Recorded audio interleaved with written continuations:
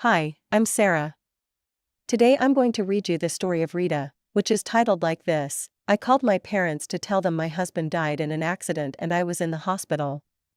We're not coming, your sister is having a promotion party. A month later, they showed up to demand half of $1 million insurance. Well, let's go. My name is Rita and I'm 29. I was married to my husband Jake for 5 amazing years. We met in college, he was studying engineering and I was doing accounting. We got married right after graduation. Jake got a job at a construction company and I started working at a small accounting firm downtown. We bought this cute little house with a white picket fence. Yeah, I know it sounds cheesy, but we loved it. Jake spent every weekend fixing something or planting stuff in the yard. He was always covered in dirt or paint, but he was so happy doing it. We'd been talking about having kids lately. Jake really wanted to be a dad. He'd already picked out names and everything. Rita, we're gonna have the cutest kids, he'd say while we were watching TV. They'll have your brains and hopefully my height. I wasn't in a huge rush, but seeing how excited he got made me excited too. Anyway, last month we went to visit Jake's college friend Mike, who lived 2 hours away. Mike just had a baby and Jake was so excited to meet the kid. We had a great time. Jake spent the whole afternoon holding baby Tommy and asking Mike a million questions about being a dad. The drive back started fine. We were talking about maybe visiting Mike again soon, and Jake was joking about how he'd be a better dad than Mike because he'd teach our kids to throw a football properly. It had rained really hard earlier that day and the roads were still wet, but Jake was being careful. We were almost home when we hit this sharp curve.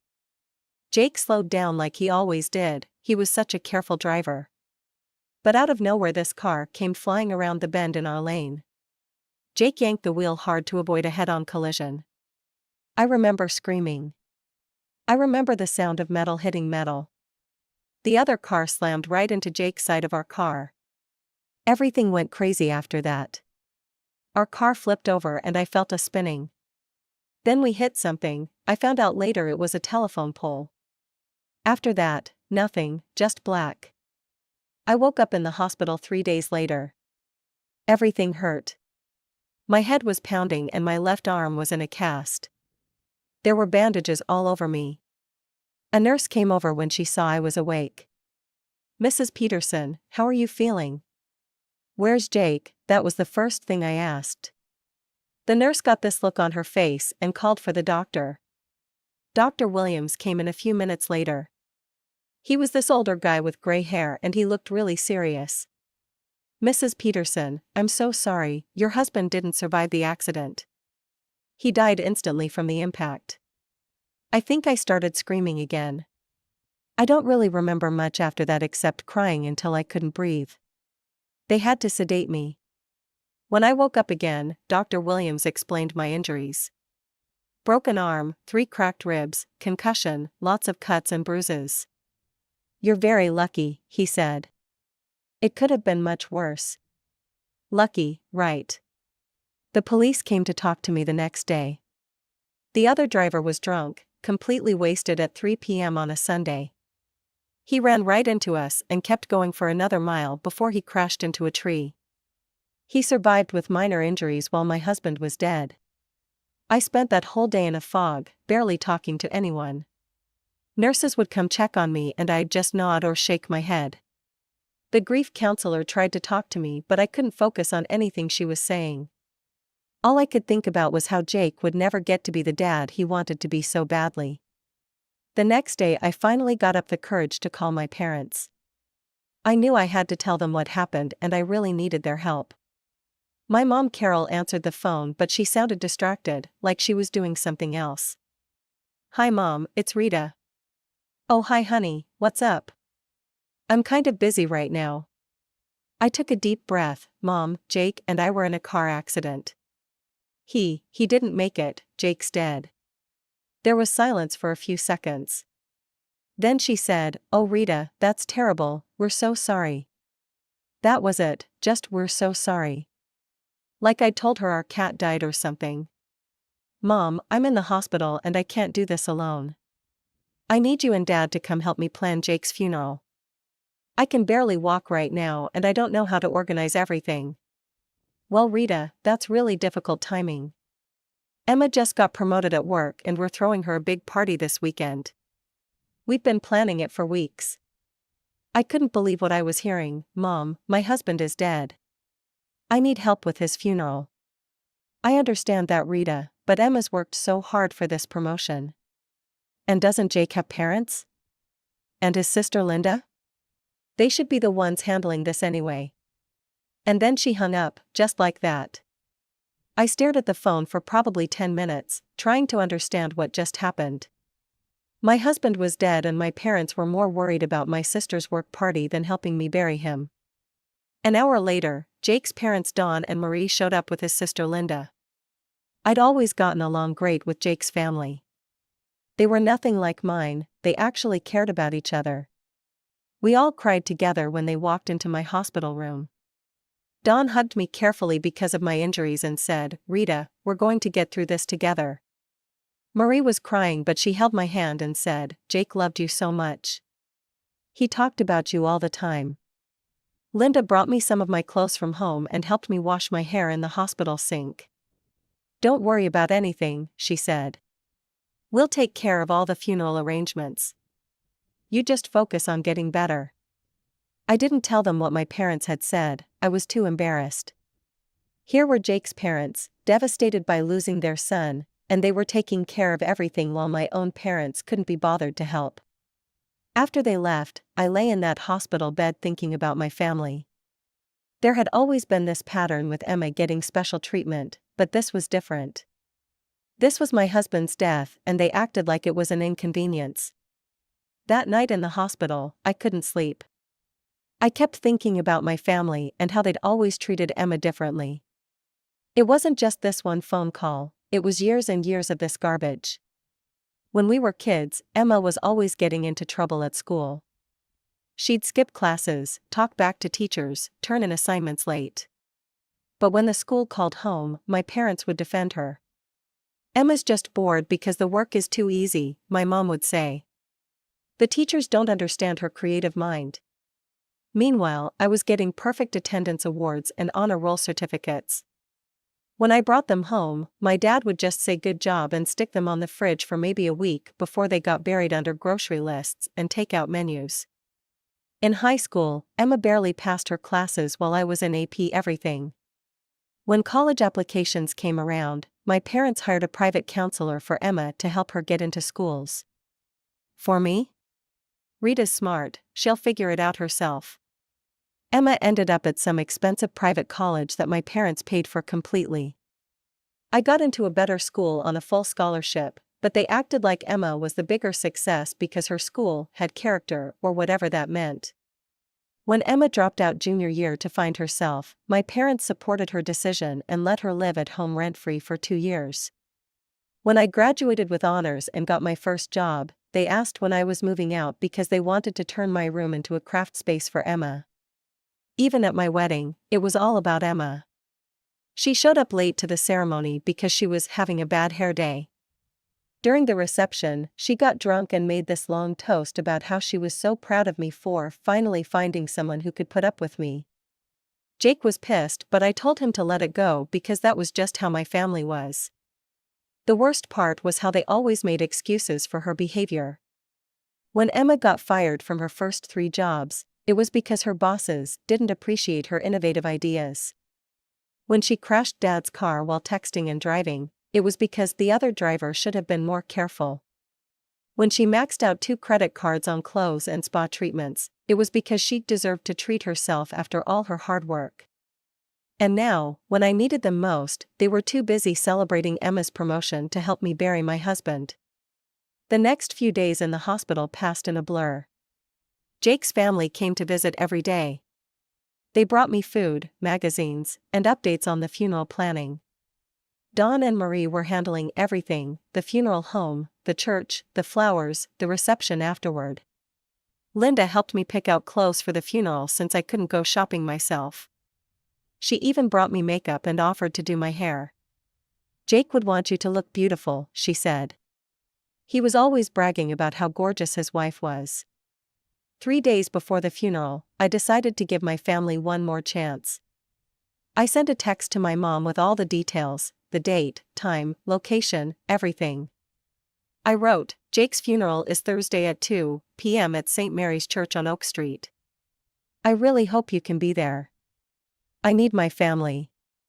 The response came back 2 hours later, Rita, we're leaving for Emma's bonus trip tomorrow.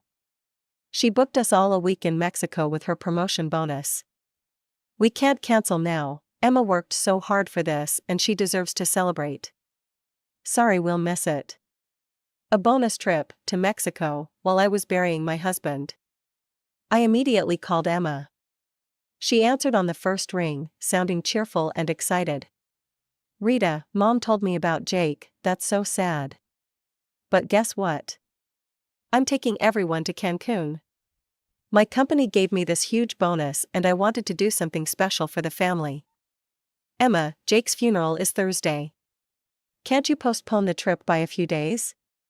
Her voice got cold immediately. Rita, I'm not changing my plans. People die all the time, that's just life. But I don't get promoted very often and I want to celebrate with Mom and Dad. They're so proud of me. Emma, this is my husband we're talking about, your brother-in-law. Look, I barely knew Jake anyway. And it's not like postponing our trip is going to bring him back from the dead. Stop being so dramatic. I hung up on her. I actually threw my phone across the hospital room and it hit the wall. That's when it really hit me, my family didn't care about me at all. They never had. I was just this person who existed to make them feel better about themselves by comparison. Good grades, stable job, happy marriage, I was the responsible one so they could excuse Emma's behavior. But when I actually needed them, when my world fell apart, they couldn't even pretend to care. The funeral was on a rainy Thursday morning. The hospital gave me a wheelchair because I still couldn't walk very well.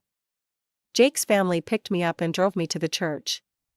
St. Mary's was packed with people, Jake's coworkers, our friends, neighbors, extended family. Everyone loved Jake. He was the kind of guy who remembered your birthday and helped you move furniture without being asked. I kept looking toward the back of the church, hoping maybe my parents had changed their minds and come anyway. But they never showed up. After the service, at the cemetery, Linda wheeled me up close to the casket.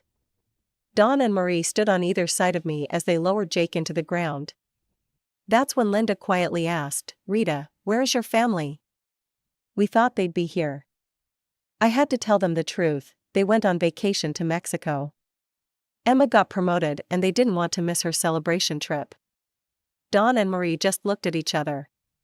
Linda shook her head and said, Rita, honey, your family has always been a little strange, but this is just wrong. After the funeral, I spent another week in the hospital recovering. The doctors wanted to make sure my concussion was healing properly and that I could walk without falling over. Jake's family visited me every single day. They brought me books, helped me with physical therapy exercises, and just sat with me when I didn't want to talk. When I finally got discharged, Dawn and Marie drove me home. Walking into our house without Jake was the hardest thing I'd ever done. Everything was exactly how we'd left it before going to visit Mike. Jake's coffee mug was still in the sink. His work boots were by the front door. There were still notes on the fridge in his handwriting about things we needed to buy at the grocery store. Linda helped me go through Jake's clothes and personal stuff. We donated most of it, but I kept his favorite flannel shirt and his wedding ring. Dawn helped me figure out all the paperwork I needed to handle, insurance claims, changing accounts from joint to single, all that boring stuff that nobody prepares you for when your spouse dies. The biggest shock came when I met with Jake's lawyer, Mr. Davidson. He was this older guy who'd helped Jake set up our wills and handle the house purchase. I expected maybe some small life insurance policy and Jake's half of our savings account.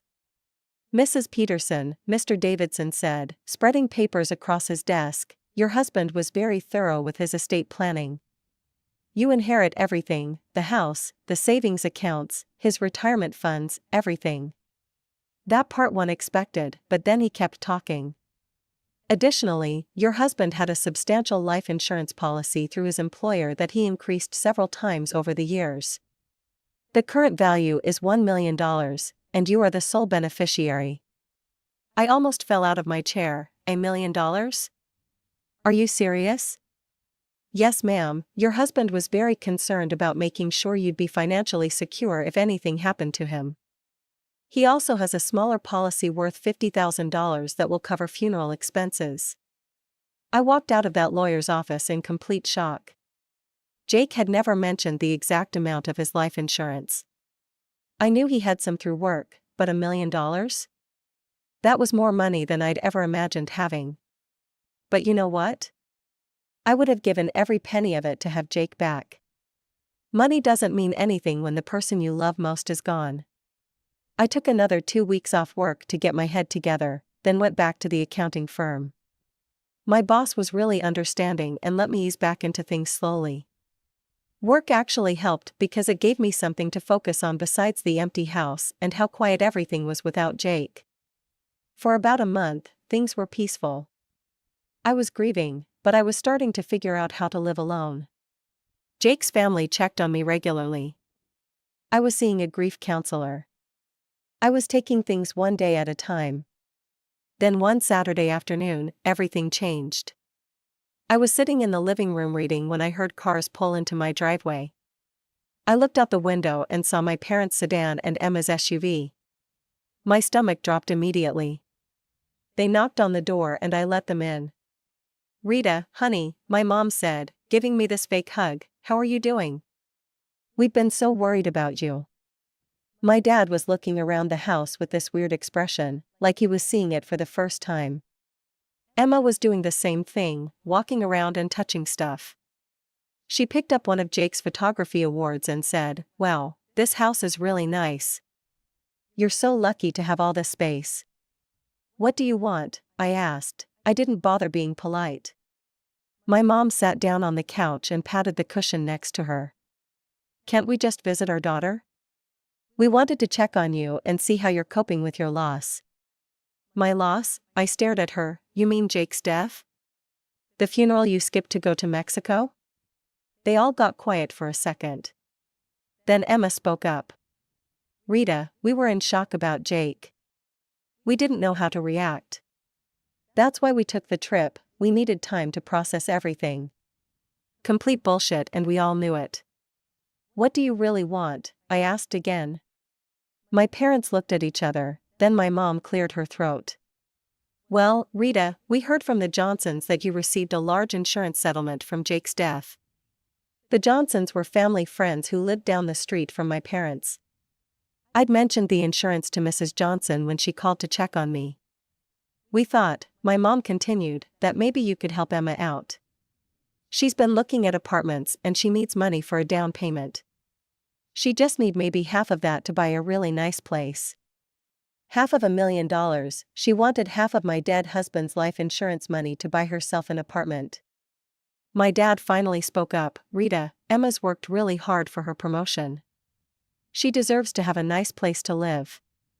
And you have more than enough money for both of you."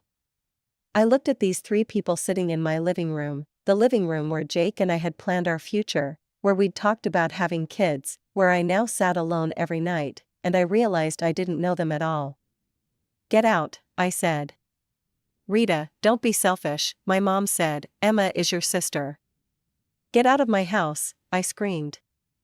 They all jumped up. Emma grabbed her purse and said, "Rita, you're being completely unreasonable. We're family and family helps each other." "Where was my family when I needed help planning Jake's funeral?" I asked. "Where was my family when I was in the hospital? You only care about me now because you think I have money you can take." After they left, I sat on my couch and cried for 2 hours straight. Not because I was sad, but because I was so angry I didn't know what else to do. I thought that confrontation would be the end of it. I figured my family would be embarrassed and leave me alone. Boy, was I wrong. The phone call started the next day. My mom called 6 times before I finally answered. "Rita, we need to talk about this rationally," she said. "Emma really needs that money and you're being stubborn." I hung up on her, then Emma called. "Rita, I can't believe you're acting like this. I'm your sister and I've never asked you for anything before." That was such a lie. Emma had borrowed money from me countless times over the years and never paid any of it back. I hung up on her too. Then my dad called and left this long voicemail about how disappointed he was in my selfish behavior and how Jake would be ashamed of how I was treating family.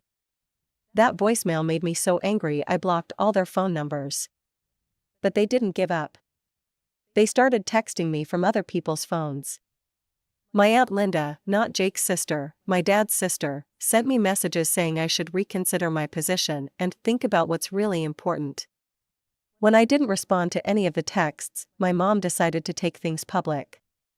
She posted this long sob story on Facebook about how her daughter had come into money but was refusing to help family during difficult times. She didn't mention Jake's death or the funeral they'd skipped or why I'd gotten the money in the first place. She just made it sound like I'd won the lottery and was being greedy. "It's so hard when your own child turns their back on family," she wrote. "We raised Rita to be better than this, but grief can make people do terrible things. Please pray for our family during this difficult time." The comments started pouring in. My cousins, family friends, people from my parents' church, all saying how disappointed they were in me and how I should do the right thing and help Emma. I watched this happen for 2 days, getting angrier and angrier. Finally, I couldn't take it anymore. I wrote my own Facebook post. I laid out everything: how my parents had refused to help with Jake's funeral, how they'd gone to Mexico instead of being there for me, how they'd only contacted me once they found out about the insurance money, and how they'd demanded half of it for Emma's apartment. I included screenshots of text messages where my mom had said they were too busy for Jake's funeral and where Emma had said people die all the time and it was no reason to give up small joys. I posted screenshots of voicemails where they'd called me selfish for not giving Emma money, and messages where they'd said Jake would be ashamed of me. The response was immediate and brutal. People were shocked. Comments started pouring in, but this time they were defending me. "I can't believe they skipped your husband's funeral for a vacation. Asking for $500,000 from a grieving widow is disgusting. Your family should be ashamed of themselves. You don't owe them anything, Rita." They showed their true colors. My mom's original post got deleted pretty quickly, but screenshots of mine were getting shared all over town. Within a week, everyone knew exactly what had happened. 2 weeks later, I got an email from my mom. Not a call or text, but a formal email like she was writing to a business. "Rita, your public display has embarrassed this family beyond repair. Your father and I are disgusted by your greed and your willingness to air private family matters on social media. Effective immediately, we are cutting all ties with you. You are no longer welcome in our home and we will not be contacting you again. We hope you're happy with your choice to value money over family. Don't expect us at your deathbed, Mother." The irony was incredible. They were cutting ties with me because I valued money over family? They were the ones who'd only contacted me because of money. They were the ones who'd missed my husband's funeral for a vacation. But you know what? I felt relieved. For the first time in my life, I didn't have to worry about disappointing them or not being good enough compared to Emma. I was free. Meanwhile, Jake's family continued being amazing. When I told them about the Facebook drama and the email, Marie just shook her head and said, "Honey, you're better off without people like that in your life." That's when I made a decision that felt right in my heart. On Thanksgiving, I invited Jake's family over for dinner. I cooked Jake's favorite meal, turkey with his mom's stuffing recipe and the green bean casserole he always requested. After dinner, I had something important to tell them. "I've been thinking a lot about Jake's life insurance money," I said. "I know Jake would want his family to be taken care of. I want to give you half of it, $500,000. They were all shocked. Marie started crying immediately. "Rita, we can't accept that," Dawn said. "That money is yours. Jake wanted you to have it." "Jake would absolutely approve of this," I said. "He loved you all so much and he'd want to know you were financially secure. Please take it." It took some convincing, but they finally agreed. We set up the transfer through the lawyer the next week. That was 6 months ago. I'm doing okay now. I still miss Jake every single day, but I'm learning how to be alone without being lonely. I kept my job because I like staying busy, and I'd been seeing my grief counselor regularly. I live quietly in the house Jake and I bought together. I'm not ready to date anyone yet, maybe someday, but not now.